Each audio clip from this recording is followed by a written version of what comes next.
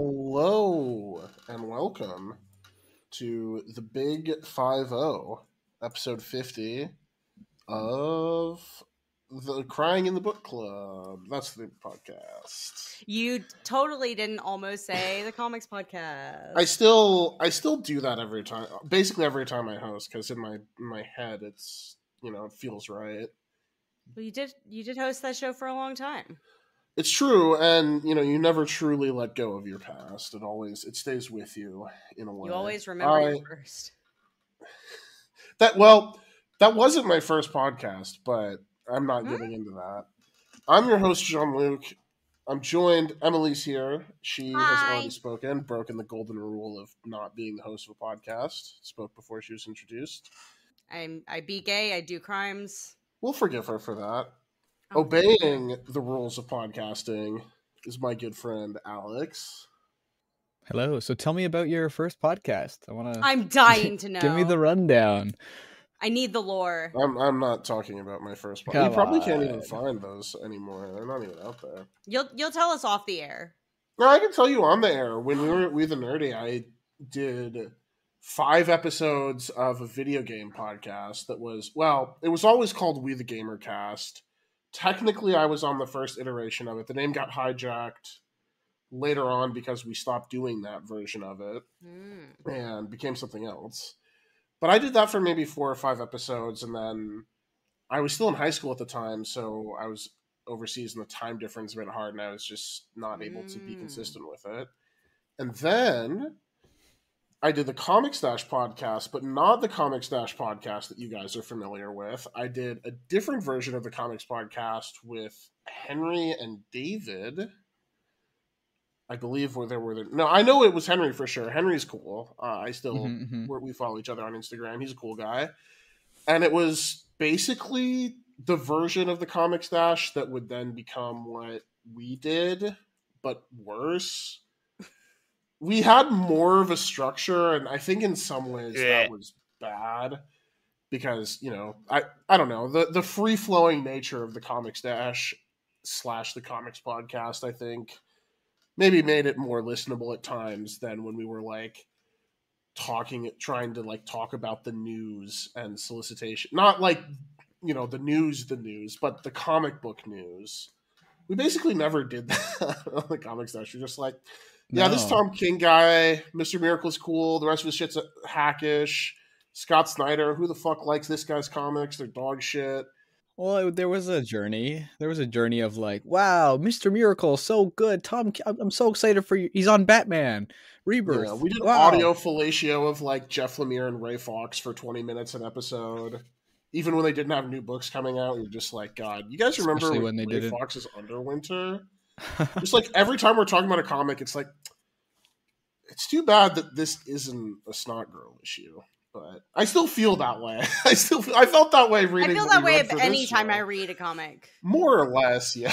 More or less, yeah. I mean, there are some exceptions, but the best thing about Scott Pilgrim takes off doing well is that it means Brian Lee O'Malley's talking to animation folk, which means Snot Girl animated series, which means Snot Girl comic series finishing. Just put out more issues. I don't need a Snot Girl. I mean, I would watch a Snot Girl cartoon, obviously, but I don't need it. Cartoon hater Emily? Yeah, cartoon hater Emily. But no, I don't need a Snot Girl cartoon. I just need Snot Girl the comic to finish, please. Or at least just have more issues. I don't even need it to finish. Just give me some more, please. I would like for it to finish, but I would be okay with just getting more issues and maybe in 20 years it finishes. The last issue was in 2020. Yeah. It's still the best comic of the year every year, but still, I wish I, if I ever win the lottery or otherwise become rich, I will reinvent the patron system, and I will hire Brian Lee O'Malley and Leslie Hung at any rate that they quote me to produce 4 issues of Snot Girl a year. I feel like you can make this happen.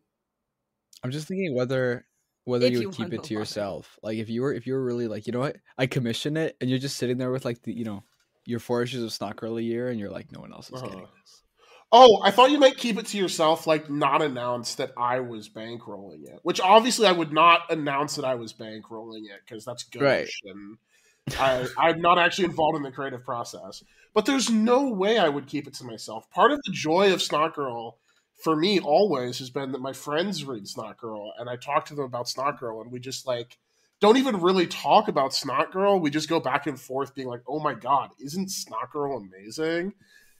I was listening to an old clip of the comics podcast where we talked about an issue of Snot Girl, and Chad was like, "Yeah, I reviewed it, so my thoughts are up there." Alex, what did you think? And Alex was just like, "Man, it's another issue of Snot Girl. What is there to say other than it rocks?" Or like, not exactly that verbiage, but something along those lines. And I mean, bro was cooking with that. There is you can say other things, obviously, but No, if you in a theoretical universe where you like facilitated the creation of 4 more issues of Snot Girl and then attempted to, as Alex said, like keep them from the world, I would in fact fly to Portland and beat you to death and See, take the Snot Girl in my issues. scenario of this, Jean-Luc doesn't tell anyone that he has Snot Girl. He's just like 10% happier every day, you know? and we're all like, Jean-Luc, That's you seem how like we'll 10%. know. You seem like 10% happier right now, and you're like, oh, I don't know. That's how we'll and know. then when we're all at the old folks' home for some reason, Jean-Luc's gonna pull out like 100 issues of Snot Girl and be like, enjoy. We're gonna be like, thank you, Jean-Luc. And then right when we get to the last page, we're all gonna drop dead. So that's my dream. My life's purpose would be fulfilled if I Right? read another however many issues of Snot Girl. Any number of issues of Snot Girl. it's the Wu-Tang Clan that has an album that was bought by the Shkreli. now Shkreli. Yes. That nobody can access. Which Mm-hmm. that is bullshit. Yeah. And there's many reasons I have to dislike Martin Shkreli, but that is certainly one of them. We're not here to talk about that. Unfortunately, we're not here to talk about Snot Girl, which honestly, well, that wouldn't have been the worst idea for episode 50, is just rereading all of Snot Girl. Hey, we could just ditch the topic and talk about Snot Girl. How much do y'all remember about Snot Girl? I haven't read Snot Girl since 2020 when I read the last issue on a plane to visit my friends that lived in Edmonton, Alberta, and then that was the last thing I was able to do for like 3 years. It's like it's a series with an unlikable main character that is just like, she's so unlikable that it's likable, and her surrounding cast too. I mean, some of them are actually likable, some of them are creepy, some of them are. It's just such a. What was the little blonde girl's name? It wasn't Popular Girl, but it was something along those lines. Cute Girl. Cool Girl. Cute Girl. No, Cute Girl. Cool Girl. Cool Girl was Caroline with the dark hair. Yeah. And also, if we're gonna record a Snot Girl episode, I will have to show up in my Snot Girl shirt. True. That's so cool. Plan ahead. Yeah, we can't sit here and talk about Snot. Well, I mean, there's nothing. One day we will. That's just a free episode idea for us later on. Related but not related. You have your Snot Girl shirt, Emily. I have my my God Country shirt, which I'm happy I bought, even though it's now quite worn. But I like that. Jean-Luc, do you have a favorite comic book related shirt? Well, I'm not a fucking loser nerd like you guys, so I don't. What's that Periphery shirt you're wearing? Is that Periphery? A band shirt? Yeah, it's Periphery. They're a very cool progressive metal band. They make very cool albums, and they write songs based on cool, not nerdy shit like the video game Hades and the TV show Battlestar Galactica. So okay, but Battlestar Galactica rules. So I know I love Battlestar Galactica and Hades. One day I'll teaser for my Cryspace. We'll be getting there later on. One day I'll finish Battlestar Galactica. Honestly, the great thing about Battlestar Galactica is if you never watch like the last 3 episodes, you're good. I mean, I'll have to if I get there, but what if I never watch the first? Yeah. Well, you should watch for sure like the miniseries and the first 2 seasons. Like I'm a final series of BSG Defender, but I'm not the biggest fan of the very end of it. I actually don't own. I used to own comic book T-shirts, but I don't own any. I just own band shirts now. So, but maybe if Snot Girl ever reaches 50 issues, I will buy a Snot Girl T-shirt. I mean, if Snot Girl comes back, yeah. Girl, you don't understand the struggle of buying Snot Girl shirts because like they only ever put out official it's the stupid like drop shipping. It's not drop shipping. They only put out Snot Girl t-shirts through a company called Big Bud Press, which is like a like boutique type like clothing producer. And so like they like first of all, the shirts are expensive to begin with, but then they only like the only times that they have sold them have been like you have to be on the website the moment that they go live, or like you're gonna miss out. So it is basically drop shipping. Functionally, no drop shipping. That's not what drop shipping is, John Luke. Drop shipping is I think that you're thinking of something else and calling it drop shipping, but drop shipping is when you like facilitate like people buying things that like you are purchasing like at wholesale through like Chinese manufacturers. Yeah, that's not at all what I thought it was. And you don't have to even like drop shipping, like you're not even storing any items like in like your own personal space. You're just facilitating these things being shipped like directly from a warehouse to consumers, and usually it's cheap items that are like marked up for some reason. But they do they've only done like 2 product drops of the Snot Girl merchandise, and I missed out on the first one so I'm just fucked forever, but I did manage to get a shirt from the second drop. I just assumed that was what drop shipping was called because everyone refers to like, oh, there's a new clothing drop, and I'm like, no, just drop shipping is like a specific term that means something completely different. So, but I understand the confusion. Well, you learn something new every day.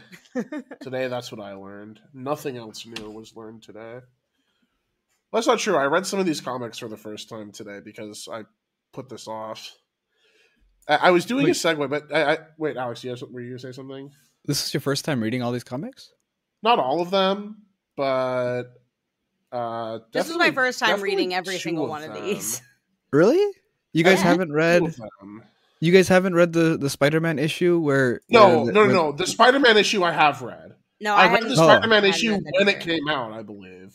So you read the Spider-Man issue where this guy's like, man, she's cute in a nerdy /Asian /Tina Fey kind of way? Okay, I probably thought it was cool when it came out. What? In a nerdy Asian Tina Fey kind of way. Year check. What year did that issue come 2012. Okay. Oh, that's too soon. That's too soon. No, that's later than I would have hoped for that joke, but it's fine. Yeah, I know. That is a crazy thing to read in 2024 and think it's barely 10 years old. I would have guessed maybe 2007 at the latest, unfortunately. It's very 2004 coded, yeah. Also, the art. I mean, I won't. Yes. No, we'll get to. You are right about the art. We'll get there. I'm not trying to jump the gun. What is the premise of this episode, John Luke? Well, it's our 50th episode, so I had the genius idea of what if we talked about some 50th anniversary issues. I wanted us to read Akira, but that did not work out. Because it was too long to plan out for this episode. We will read Akira probably in 2 episodes, and it'll be great. It'll be fun. Yeah, at some point in the future, we will definitely do it. I just remembered I was wearing my Akira shirt, So we read the 50th anniversary issues of Wonder Woman, Spider-Man, Captain America, and sort of Batman, but it's actually the 50th anniversary of Detective Comics, not the 50th anniversary of Batman. And boy, Was I surprised at the amount of detective in this Detective Comics for some reason? They got a lot Pretty of cool. detectives. They can fit so many detective in this bad boy. They were lucky they were all free that day, because it's a lot. It's whew. Yeah, good thing some of them were in the public domain, you know. But yeah, so those are the issues we're talking about. To be clear, those are it's Wonder Woman issue number 50 from the 1987, the run that started in 1987. It came out. This issue comes out in 1991. The Amazing Spider-Man number 692, Detective Comics number 572, and Captain America number 383. Obviously, some of these numberings are a little fucky because, like, Captain America number 383 is not actually like the 383rd issue that Captain America appears in. Captain America was created in 1941, but the Captain America book started in 1968, so it's not like, you know, precise one-to-one. Spider-Man obviously debuted in Amazing Fantasy, not, you know, the Amazing Spider-Man. But these are the 50th issue, 50th anniversary issues, and you know, they kind of run the gamut in quality and also in terms of what they're actually doing. The Wonder Woman one, I had not read this before because this is a blind spot that I actually have wanted to fill in for some time. And then I read this issue and was like, maybe I don't need to fill in this blind spot, because I've always wanted to read the George Perez Wonder Woman run, because it is, I don't know if it's like, it's not like one of those, you know, it's not like a top like classic comics run, but it's one that, you know, is looked upon with some reverence. And this issue it's, you know, written by George Perez, drawn by Jill Thompson, and it is basically just a Wonder Woman issue, except it's double the length. And it's kind of appropriate for the 50th anniversary, because it's the conceit of the issue is that it's about, you know, the Amazons and Hippolyta revealing themselves and joining man's world for the first time. And so the whole issue is Diana kind of running around, setting up this like grand ceremony at the UN in New York. It's a lot of characters talking about how epic and poggers Wonder Woman is, and, you know, Wonder Woman talking to other characters. So, but ultimately it is just a continuation of the Wonder Woman story at the time. The other three, well, two of the other three are kind of a different vein. The Amazing Spider-Man actually is in the same vein, but also they stuck in two other stories that were like, yeah, this is the 50th anniversary, so let's do a longer issue and stick some more content in there. So the main story, Point of Origin, is written by Dan Slott and drawn by Humberto Ramos. That is just like the story that was happening in Spider-Man. It was actually the first issue of this arc, which I'm not a Dan Slott Spider-Man guy. I know Alex is, but I think we're calling Alex out. Are you not? I thought you liked Superior Spider-Man. No. Okay, I guess No. I guess I'm wrong about that. I always thought you were a Superior Spider-Man defender, but it's good to It's hear so that rude. you're not. But thank you.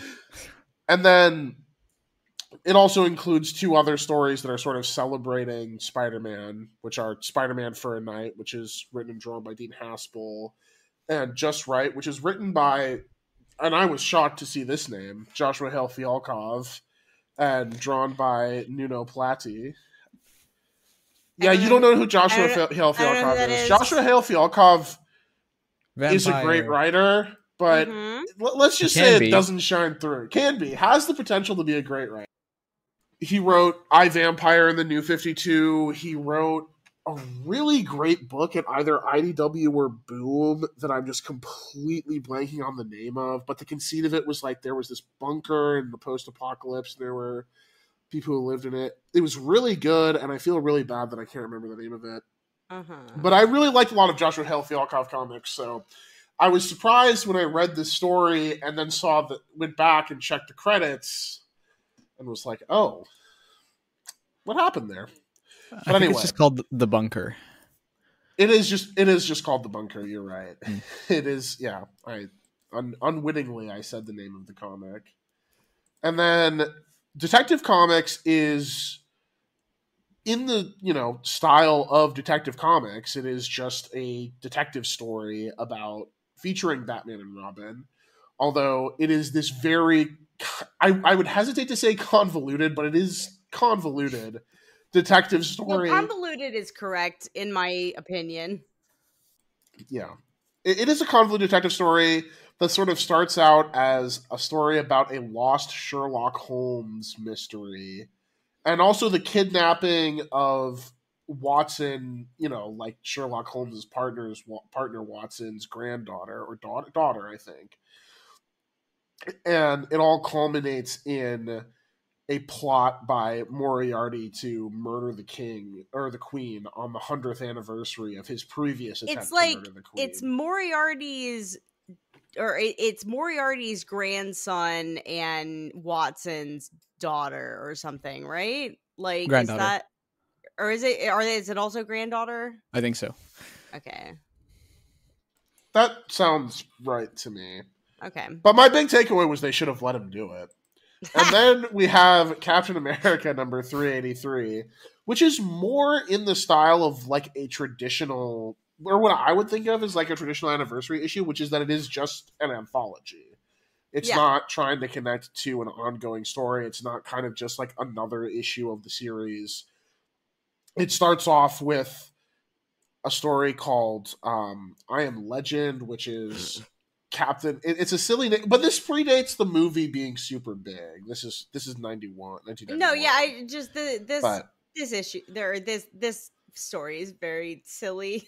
It is. I enjoyed it, but it's very... Do you want to explain the conceit of this story, Emily? Yeah, he's like Forrest Gumping his way through, like Captain America is like Forrest Gumping his way through meeting a bunch of like iconic American like folk characters. Like he meets like John Henry and Paul Bunyan and like I read this like this morning, so I'm kind of blanking. Like Johnny Appleseed, like some guy called Bill Pecos, who I have never heard of. Me neither. Had not. I feel like this is like a problematic guy that we've scrubbed from the hit. Like even by the time I was like in elementary school, we were done with the Bill Pecos thing because I think that's his name. Oh, he's a fiction. Well, all of these guys are fiction. Well, I'm pretty sure all of these guys are fictional.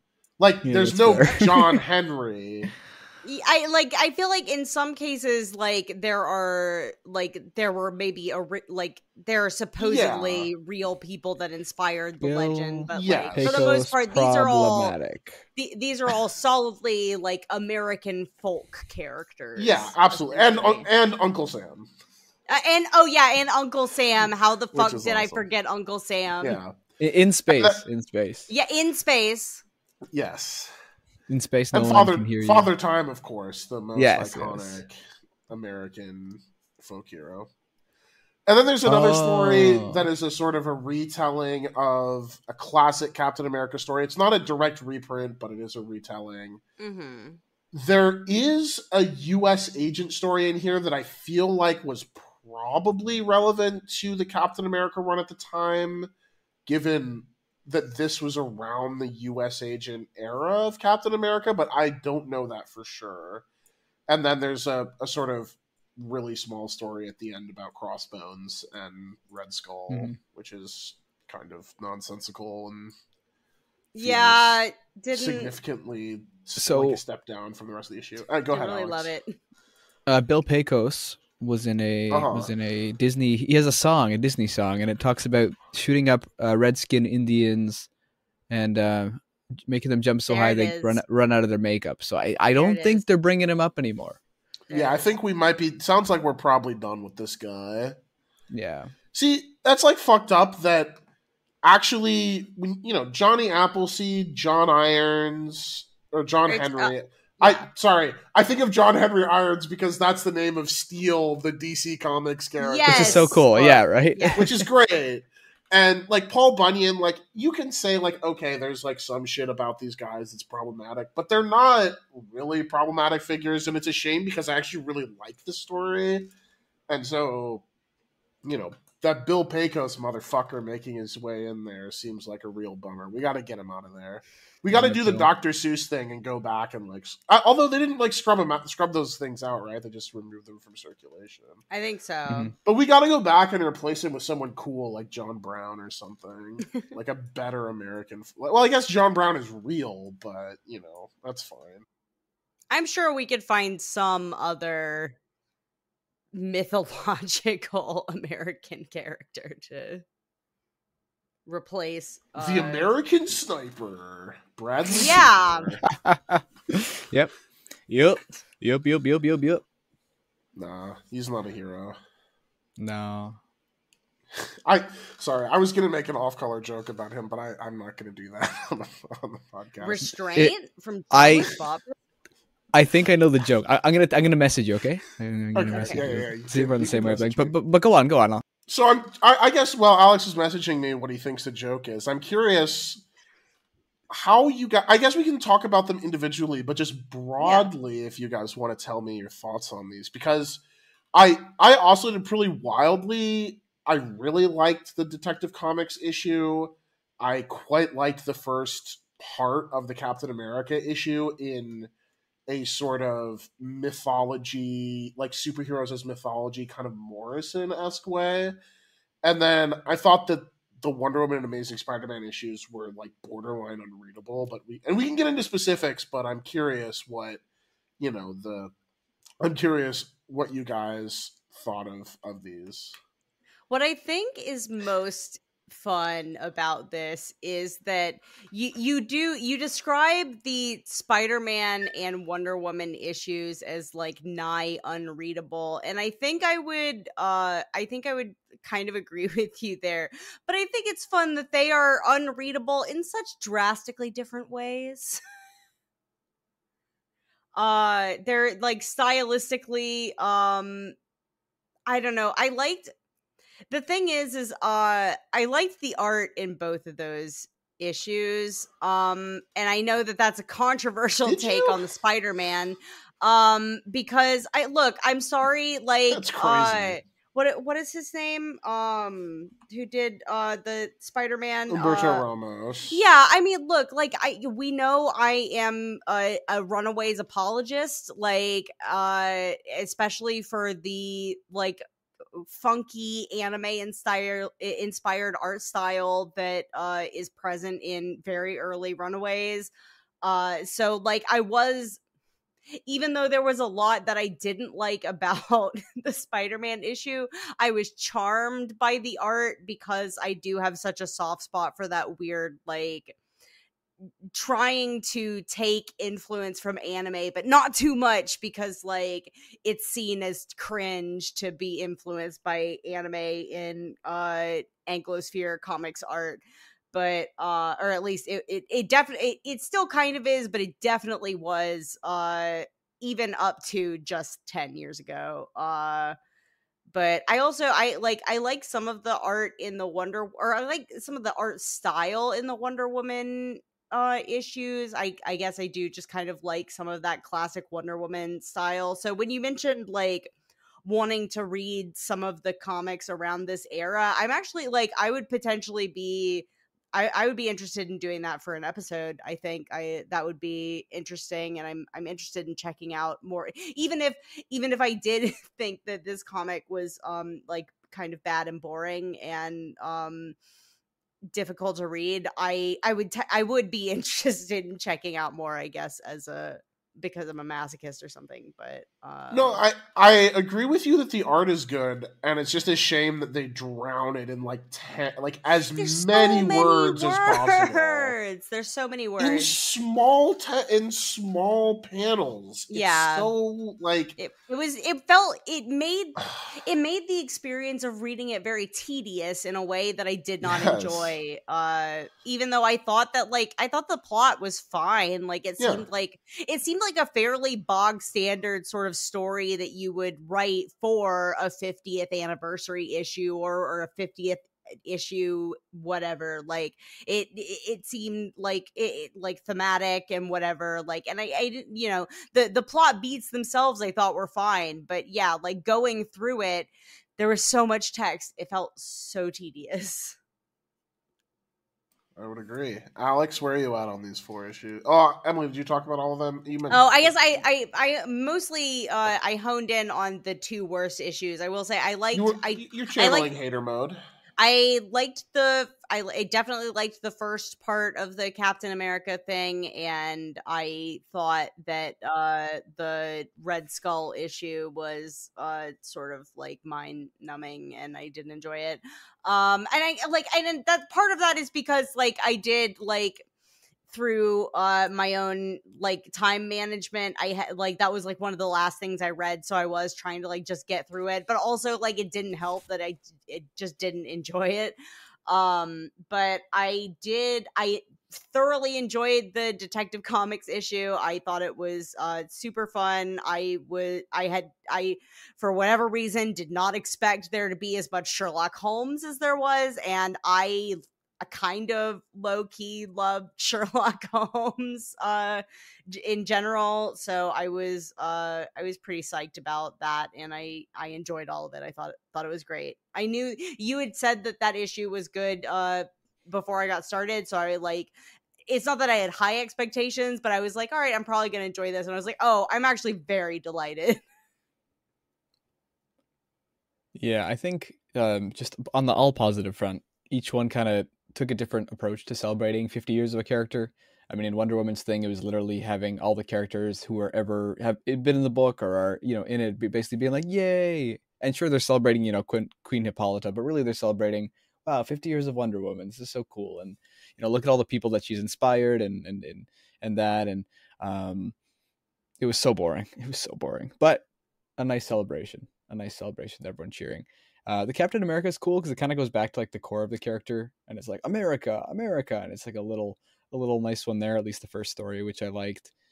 Spider-Man is kind of one of those where it's like, oh, we're gonna like celebrate the character by moving the story forward, and Peter Parker's gonna be there, and this is made in 2012, but it feels like it's made in 2002. It's cool, and you know they have that one-off story where there's like a bank robber and he finds a Spider-Man suit. And it must be on the one like on that one where Spider-Man takes off his costume, whatever that one is, the famous scene where he's throwing up. Yeah, they do like they do the callback or whatever. Yeah, it's from the famous Craven story. But anyway, yeah. So it's cool. Like he picks it up. Yeah, and he's like he's robbing banks and stuff, or he's trying to rob a convenience store and stuff, and he gets stopped by people, and then he figures out that, oh my gosh, my daughter likes Spider-Man. It's gonna be A-okay. Like it was hokey and it wasn't very good. His granddaughter. No, granddaughter. Yeah. Which is wild that anyway. Big ups to him still doing it at that age. Congratulations. But yeah, I mean it wasn't that great, but it's a nice way to do it. And then Batman was just like a celebration of like you guys said, it was it kind of felt like a past to present thing, and not kind of, because that is like the story and everything, and both thematically and in the story worked well, and I think did what the other stories were trying to do, just way better. I mean, it didn't quite move things forward like the Spider-Man one did, but man, that Spider-Man issue was kind of rough. So yeah, altogether Batman was good. I thought the Spider-Man issue in concept, like just the very idea of the Spider-Man issue was interesting, but the execution was not enjoyable to read. Yeah, it was better than Wonder Woman. The biggest problem with the Spider-Man issue is that Dan Slott is the most like, why are kids on their iPhones all the time? Like kind of guy. So definitely got that vibe. It's just a really annoying issue to read. Mm-hmm. Like the fucking antagonist, the way you're supposed to know he's bad is because like he does a brand deal for an iPhone. Like, fucking kill me, man. Jesus Christ. It's so like, okay, I can see like the concept being compelling. Like, what if, you know, Spider-Man was Peter Parker was like a narcissistic asshole as a teenager and he got powers? What would happen then?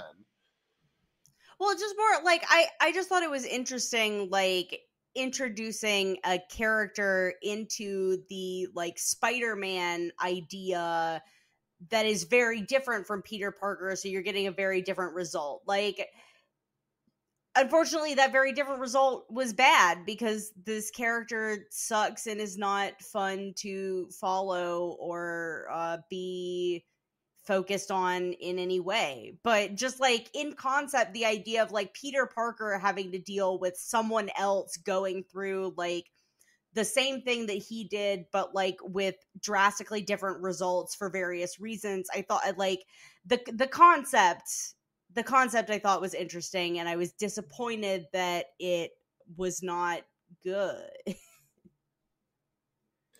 Yeah, no, I agree with that. It also feels like a weird thing in a 50th anniversary issue because in theory, like I get why you would put it in the 50th anniversary issue because it's supposed to be a testament to what makes Peter Parker such a great character that people have latched on to for 50 years.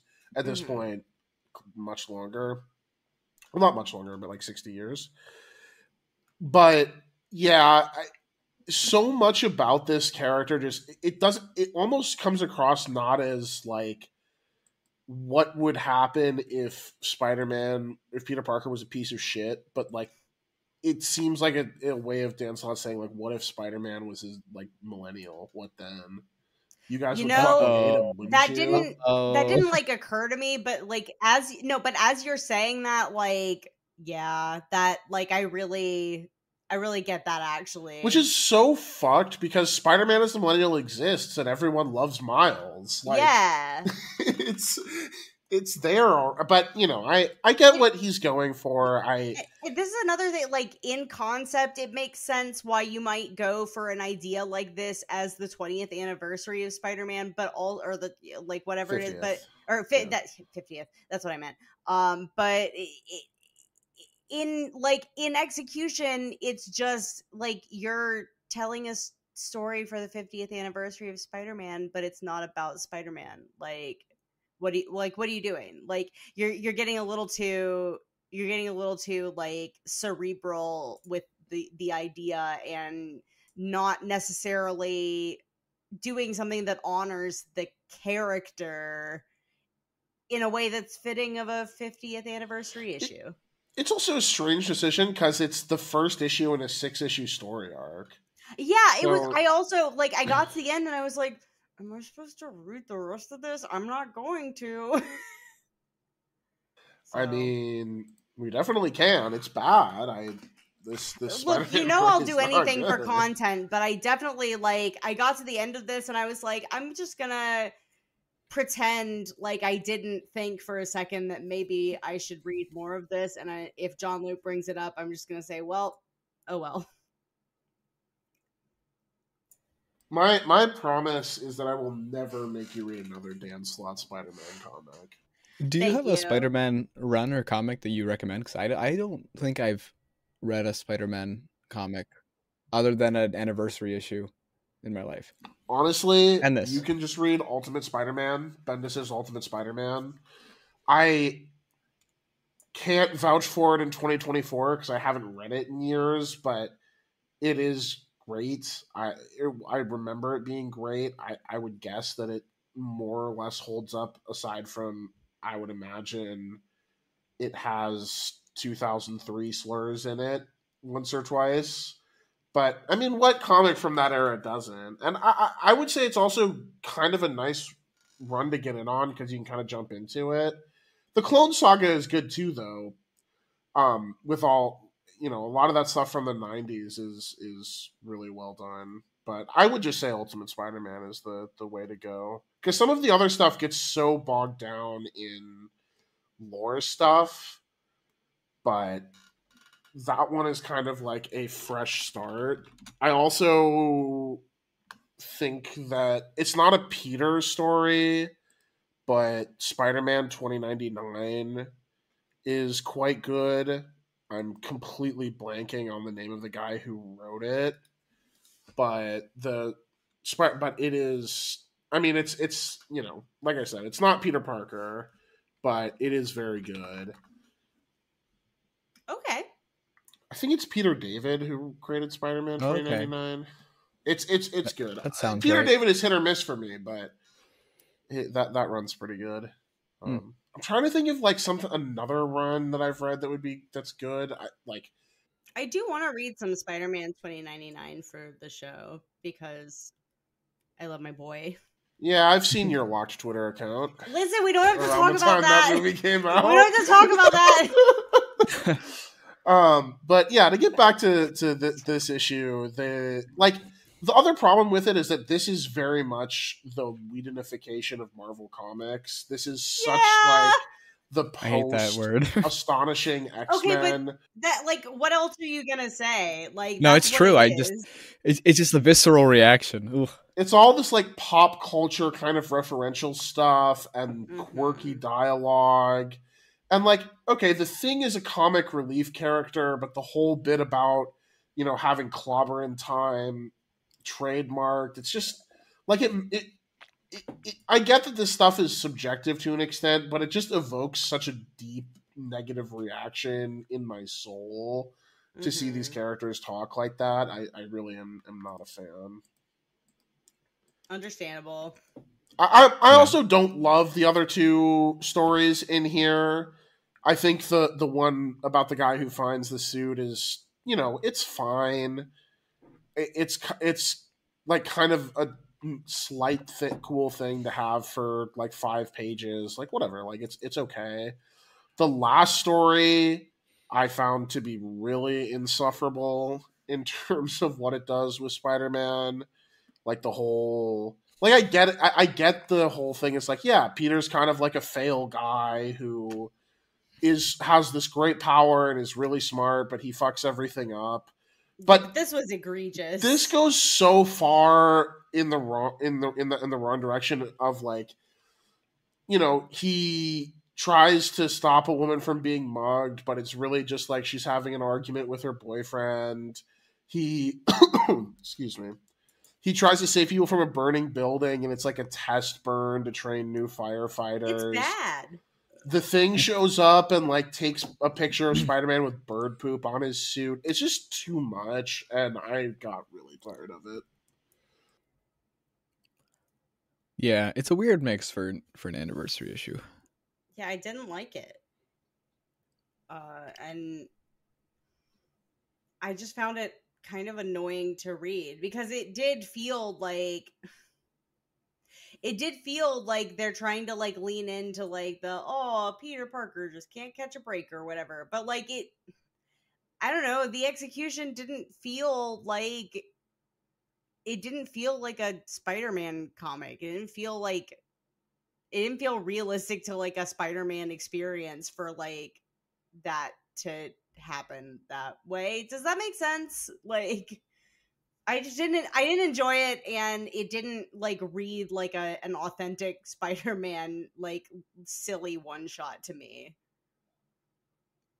Like Spider-Man being a fuck up is not the same as like Spider-Man is just a random asshole to people on the streets. Like I'm sure it probably would feel that way in some instances, but it's too literal here. I was not a particular fan. And the whole like redemption thing of him taking the kid around New York is cute or whatever, but even that feels like it feels so slight relative to what happens in the rest of the issue. It's like Oh my god, and like Alex in our other group chat just shared the bit about like the couple that like he tries to save, where like first he thinks that like the person in trouble is a woman, and it turns out it's just a guy with long hair, and then he thinks that like the aggressor is a man, but it's just it turns out it's a woman, and then like it's just, oh my god, it's so fucking cringy and bad. It's awful, and it was so, and it like I could only roll my eyes as I was reading it, which made reading difficult because I couldn't just like stick my phone up here and read it while I was rolling my eyes. Yeah, no, it is genuinely very It was bad. so bad. It felt like it was trying to be funny, and it's so bad. Yeah, no, I'm with you. The flip side of that, I think, in terms of, being an anthology, is the Captain America issue. I think the 4 stories here do vary in quality, as Emily alluded to. I really don't like the Red Skull story. I think it's I didn't really overwritten like the second story either. The U.S. Agent one? Yeah. we'll get to that one, That but was I do. okay, but- The highlight is definitely the first story here, which it really feels like 1991 was the last time you could do this, or like the 90s the last time you could do this, where it's placing Captain America on this pedestal of being a core part of American mythology, which is I like that sort of theory of superheroes that they are contemporary mythology, but like in the 90s it probably definitely felt that way because for sure you're kind of in a second heyday of comics in terms of like popularity and sales, and obviously it was all a bubble at the time, but they were riding high, and it really felt like Captain America was a character of that stature. And obviously now Captain America is probably even more popular because of the movies, but it's a totally different thing to have the Chris Evans Captain America. And I just thought the whole thing was really cool. I mean, I get like, yeah, like these guys are not, I'm not, you don't, I'm not, let's say I'm not the biggest fan of the country of the United States of America, but What? but the story is cool, and I love the art for the most part. I really like how the characters are drawn. I think Paul Bunyan showing up as like this huge giant is sick, and the John Henry bit, like with all the sweat dripping down his chest, and it's kind of, it's simultaneously both funny and cool to see that character drawn in the sort of 90s like ultra mega ripped superhero style. Because it fits the character, and it kind of gets at what the lineage is there, from those sort of classic folk heroes to superheroes in a way that I think is really cool. And I liked it at the end. It's all the Avengers throwing a party for Captain America too. That's fun. We didn't mention the fact that Father Time was Hawkeye in disguise the whole time, which is so fucking silly. Or was it? Ooh. Very silly. I was giggling the whole time. It did the classic like Silver Age thing where like there'd be an adventure and it'd be really out there, and then they'd be like, I was dreaming, or like, Alfred, were you pretending this? And he was like, maybe I was, or maybe I wasn't. And I mean, it's funny that Morrison ended up just being like, yeah, that's all canon, that's real, that's the way it is. Batman's Morrison fucked. knows what's up. Oh yeah, I do enjoy that. Like, it does especially because this comic comes out in the 90s, that it is kind of channeling that Silver Age feel of when the character was created for the first time. And obviously 91 is very different than, 95, 96, 97, whatever.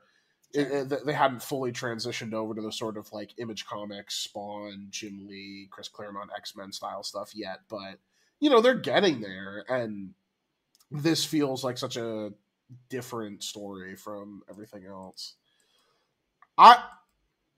The second story, the one that it takes place in World War II, I realized that I thought the U.S. Agent one was the second story, but it's actually the third story. I felt like this was cool as an include to have something that's like classic, World War II era Captain America. But I almost wish they had actually reprinted like an old Captain America story as opposed to doing this.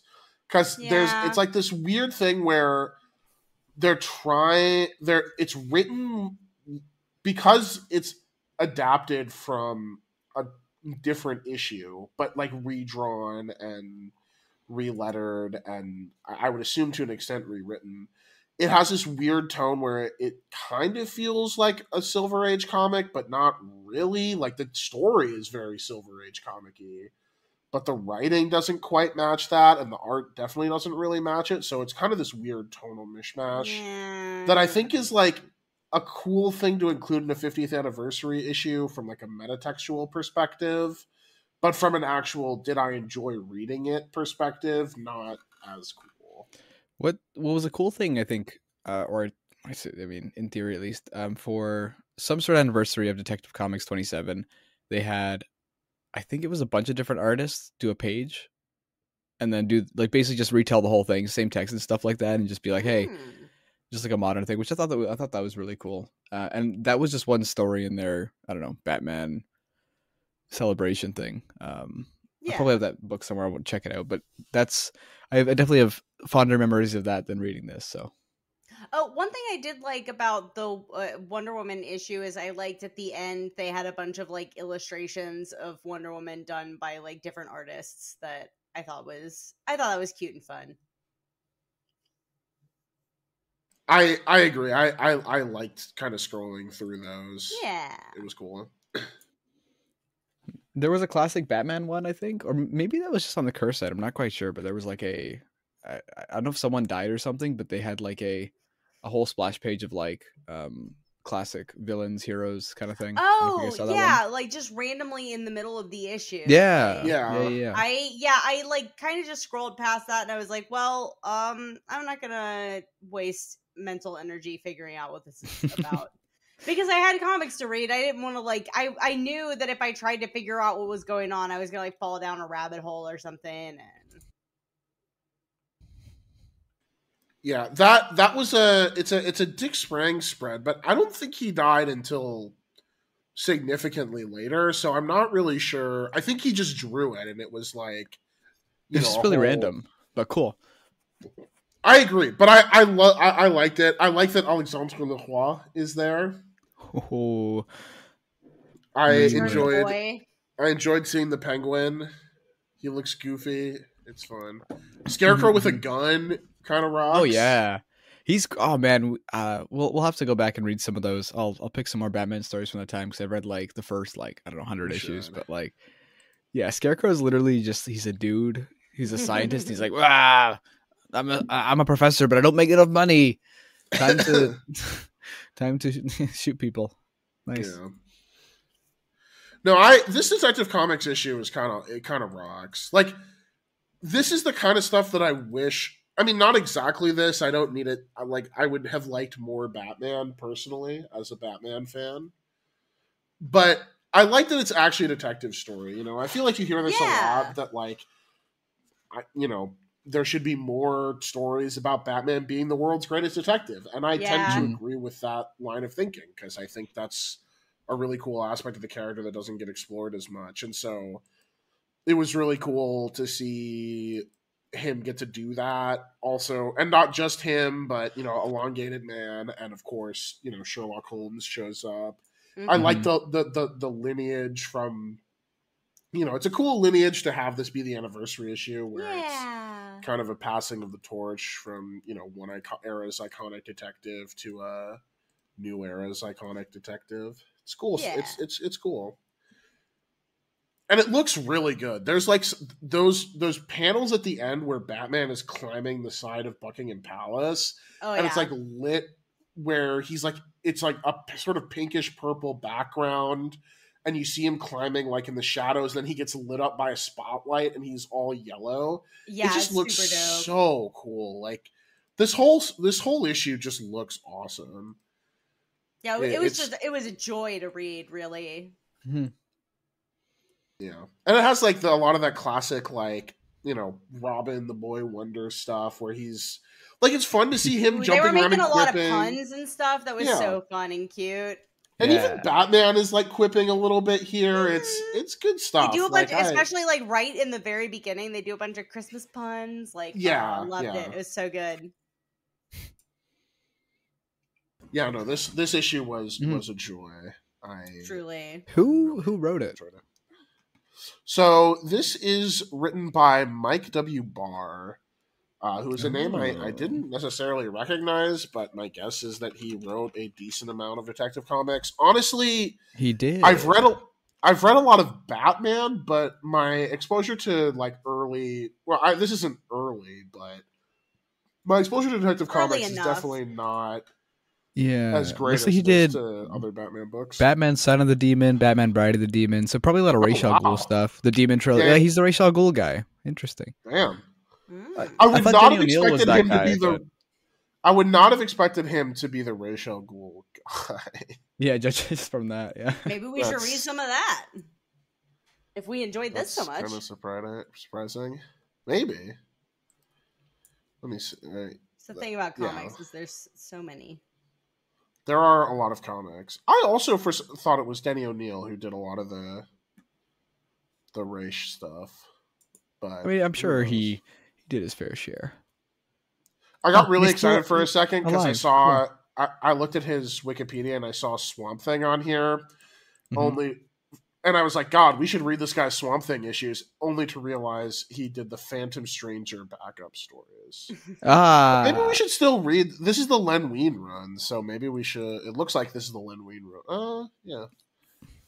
I've been down to read the demon stuff. I've never read that before. I know. I'm down to read it.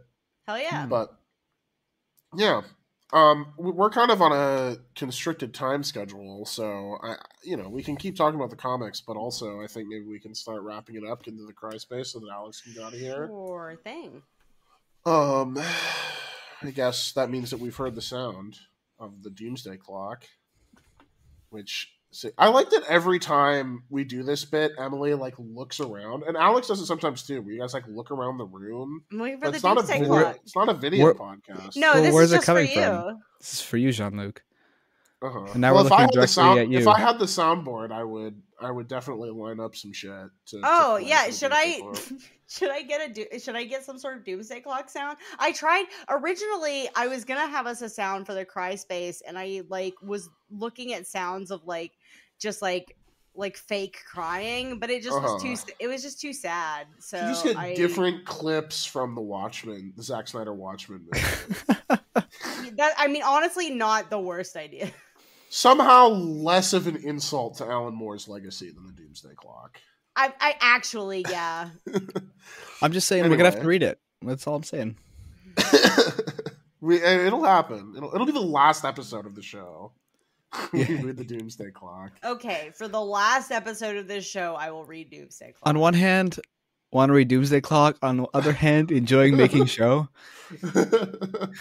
Next week, the Doomsday Clock. But anyways, do either of you guys? I teased my cry space, so I can go first. Sure. My cry space is that the Hades 2 technical test is out, and they haven't given me access to it yet. What the hell? Well, to be fair, I requested access 16 hours ago or something. Oh, so well. I certainly could, That's but on I you. was like, I wanted to do the thing where I clicked the request access button on Steam and they put it on my computer immediately because I watched most of the they did a stream yesterday of a bunch of Hades 2 gameplay. Mm-hmm. And I didn't watch the whole thing. I watched a decent amount of it and I was like, no, I actually want to play. I want to see it for myself. Mm-hmm. I got all excited because I was like, oh, the tech test, and then I still have to wait longer. So well, hopefully you'll get access soon. Every second that I'm not playing Hades 2 is a sad pure moment in my agony. life. Yeah. So I gotta play Slay the Spire instead. Hell Which yeah. is, I'm a Slay the Spire head. Well, I like Slay the Spire. They announced Slay the Spire 2. They did announce Slay the Spire 2, which is why I was like, I should go back and do all the stuff in Slay the Spire that I didn't do. I should slay the titular Slay the Slire. Spire. Slay the Slyer. My favorite game. Pay the man. That is my cry space. That's a good cry space. What do you guys all have prepared for me? I have a cry space. Alex, if you need a minute. I have one too, but Okay. you said it first.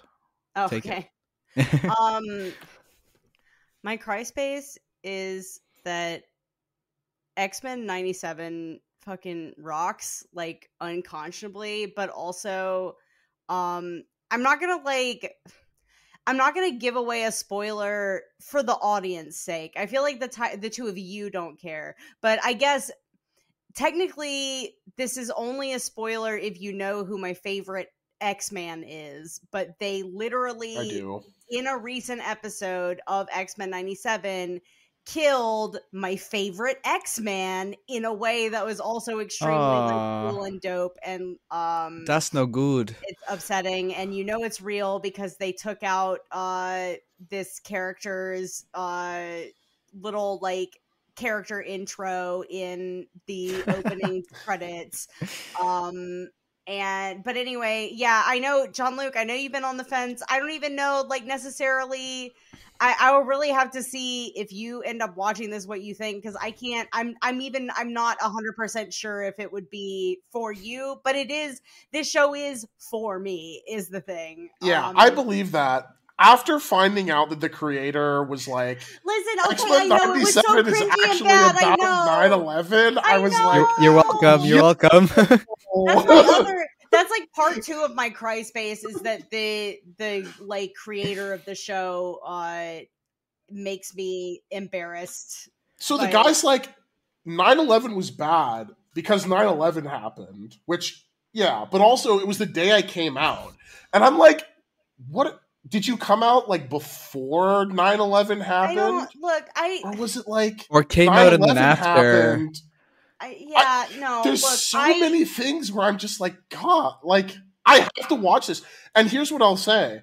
I think this is the thing that makes me think it's bad, but I will like it because this guy seems insane in a way that all artists should be insane. And I think that can produce good art. Look, I will say I read the statement because I felt like I needed the context, and I also thought it was cringy and strange. But just the show, like, genuinely, I just think the show is very good, and I think it's got a lot of really cool animation. Like, they go really hard on some of the scenes in a way that I did not expect at all. There's one episode where, like, part of the episode involves, like, several characters going through, like, kind of like a nightmare sequence of, like, their worst fear, and, like, they just, like, go really hard on the animation in those sequences in a way that's, like, kind of incredible to watch. And I don't know, I thought that the show was only going to be like 1 season, and it turns out that they're talking like 3 seasons, and they've already. I know that death is never permanent in the Marvel universe, even less so in the X-Men universe. But, like, the fact that they killed off my favorite X-Man before they're even halfway done with this season, I think Gambit is way too popular to say that. Bleep that out. I don't want to spoil. Look, I don't want to spoil for the audience. It's a very loosely held secret, but I still don't want to spoil that for the audience in case people are not watching. I'm just grateful for the fact that it's being released weekly, and they didn't do like a whole season done. I do respect them for that. Weekly television, even on streaming, is the way to go, and rest in peace, Scott Pilgrim takes off for not getting as Ben David Grabinski wanted, like, 2 episodes a week, unfortunately. But it's been really fun getting to experience X-Men 97 as it's coming out, and but also my cry space is that I knew the death was coming because I saw it on social media, and it's still, it hurts so bad. But the scene that it happens is so cool. It's upsetting. Anyway, Alex, what is your cry space? I'll just say, Emily, yes. They've introduced time travel into this X-Men show. I think very much. I think things will be fine. I think we got Cable in, like, episode 2, like. Yeah. But yeah, that show is interesting. There's episodes I've liked, and there's episodes I'm like, But I'm also 1 episode behind, so yeah. It's also one that after reading the X-Men comic, I'm like, there's certain things. There's one scene in particular that, like, really tied into the run we read, and I was like, oh. Yeah, and it's actually, like, yeah, it's like not exactly the same, but it's like, oh, wow, it's cool. Wait, what is it? Nope. You gotta watch it. I can tell you after. My cry space is also TV related. And it's about a show I'm watching and enjoying, and it's a property I don't care about at all. And it's the Fallout TV show. I knew it. Yeah. So yeah, why is I don't know. I've just I don't know. It's weird to. I don't know. I've never Fallout before, and this is who I am now. So it's an emotional experience figuring that out. I mean, Fallout Boy, I guess, but that was one concert, and that was with Wiz Khalifa. So I don't know. Do what you will. That is a crazy lineup. It was. Well, it that was was interesting. that was the Mania era, I think. Okay, that makes sense. So that yeah. It's still a crazy lineup, though. Yeah, no, for Like, sure. But Yeah. I haven't That watched was it good. yet.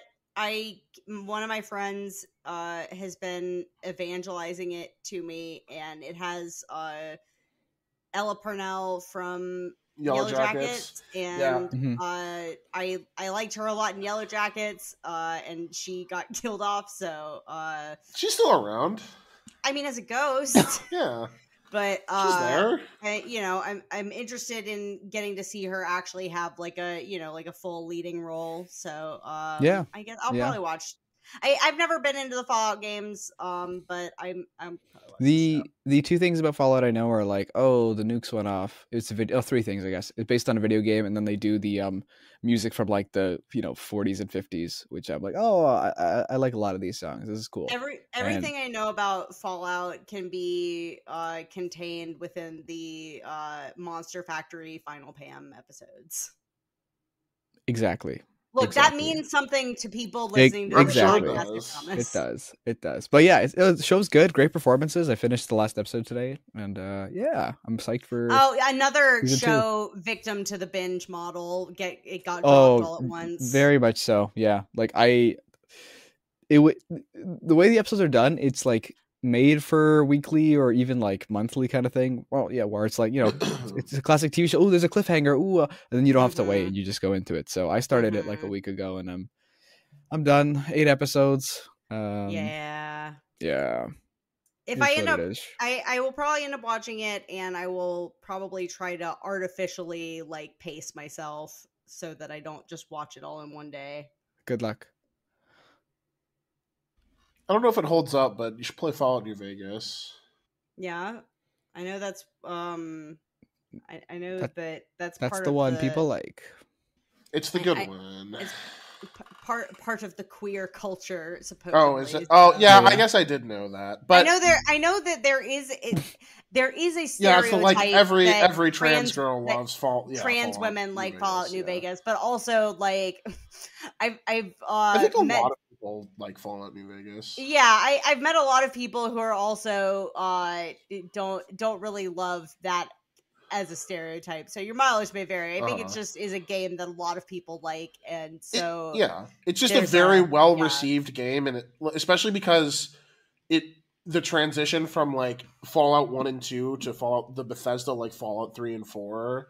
The reason that a lot of people like New Vegas is because tonally it's more in line with the original two rather than the sort of like. And I like Fallout 3. I haven't played Fallout 4. I like Fallout 3, but people do like the sort of Fallout 1 and 2 feel of New Vegas. Is Vegas not 3?